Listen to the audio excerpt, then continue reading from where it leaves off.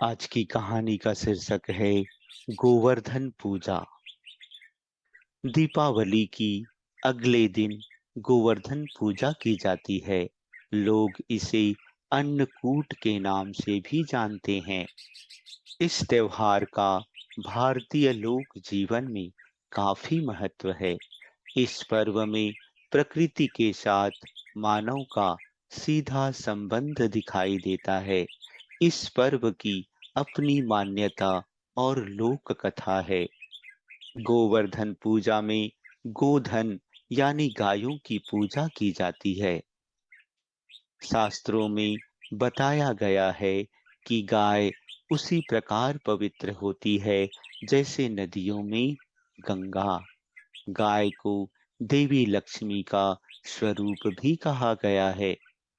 देवी लक्ष्मी जिस प्रकार सुख समृद्धि प्रदान करती है, उसी प्रकार गौ माता भी अपने दूध से स्वास्थ्य रूपी धन प्रदान करती हैं। इनका बछड़ा खेतों में अनाज उगाता है। इस तरह गौ संपूर्ण मानव जाति के लिए पूजनीय और आदरणीय है। गौ के प्रति श्रद्धा प्रकट करने के लिए ही कार्तिक शुक्ल पक्ष प्रतिपदा के दिन गोवर्धन की पूजा की जाती है और इसके प्रतीक के रूप में गाय की। जब कृष्ण ने ब्रजवासियों को मूसलाधार वर्षा से बचने के लिए 7 दिन तक गोवर्धन पर्वत को अपनी सबसे छोटी उंगली पर उठाकर रखा और गोप गोपिकाएं उसकी छाया में सुखपूर्वक रहे। 7वें दिन भगवान ने गोवर्धन को नीचे रखा और हर वर्ष गोवर्धन पूजा करके अन्नकूट उत्सव मनाने की आज्ञा दी। तभी से यह उत्सव अन्नकूट के नाम से मनाया जाने लगा। गोवर्धन पूजा के संबंध में एक लोक गाथा प्रचलित है। कथा यह है कि देवराज इंद्र को अभिमान हो गया था। इंद्र का अभिमान चूर करने हेतु भगवान श्री कृष्ण, जो स्वयं लीलाधारी श्री हरि विष्णु के अवतार है, ने एक लीला रची। प्रभु की इस लीला में यूं हुआ कि एक दिन उन्होंने देखा कि सभी ब्रजवासी उत्तम पकवान बना रहे हैं और किसी पूजा की तैयारी में जुटे हुए हैं। श्री कृष्ण ने बड़े भोलेपन से मैया यशोदा से प्रश्न किया, मैया, ये आप लोग किनकी पूजा की तैयारी कर रहे हैं? कृष्ण की बातें सुनकर मैया बोली, लल्ला, हम देवराज इंद्र की पूजा के लिए अन्नकूट की तैयारी कर रहे हैं।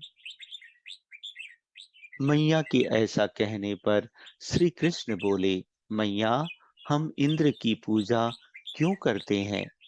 मैया ने कहा, वह वर्षा करते हैं जिससे अन्न की पैदावार होती है, उनसे हमारी गायों को चारा मिलता है। भगवान श्री कृष्ण बोले, हमें तो गोवर्धन पर्वत की पूजा करनी चाहिए क्योंकि हमारी गायें वहीं चरती हैं। इस दृष्टि से गोवर्धन पर्वत ही पूजनीय है और इंद्र तो कभी दर्शन भी नहीं देते। वह पूजा ना करने पर क्रोधित भी होते हैं। अतः ऐसे अहंकारी की पूजा नहीं करनी चाहिए। लीलाधारी की लीला और माया से सभी ने इंद्र के बदले गोवर्धन पर्वत की पूजा की। देवराज इंद्र ने इसे अपना अपमान समझा और मूसलाधार वर्षा शुरू कर दी। प्रलय के समान वर्षा देखकर सभी ब्रिजवासी भगवान कृष्ण को कोसने लगे कि सब इनका कहा मानने से हुआ है। तब मुरलीधर ने मुरली कमर में डाली और अपनी कनिष्ठा उंगली पर पूरा गोवर्धन पर्वत उठा लिया और सभी ब्रिजवासियों को उसमें अपने गाय और बछड़े समेत शरण लेने के लिए बुलाया। इंद्र कृष्ण की यह लीला देखकर और क्रोधित हुए। फलतः वर्षा और तेज हो गई। इंद्र का मान मर्दन के लिए तब श्री कृष्ण ने सुदर्शन चक्र से कहा कि आप पर्वत के ऊपर रहकर वर्षा की गति को नियंत्रित करें, और शेष नाग से कहा मेड़ बनाकर पानी को पर्वत की ओर आने से रोकें। इंद्र लगातार 7 दिन तक मूसलाधार वर्षा करते रहे। तब उन्हें एहसास हुआ कि उनका मुकाबला करने वाला कोई आम मनुष्य नहीं हो सकता।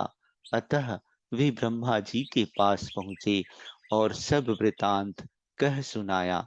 ब्रह्मा जी ने इंद्र से कहा कि आप जिस कृष्ण की बात कर रहे हैं वह भगवान विष्णु के साक्षात अंश हैं और पूर्ण पुरुषोत्तम नारायण हैं।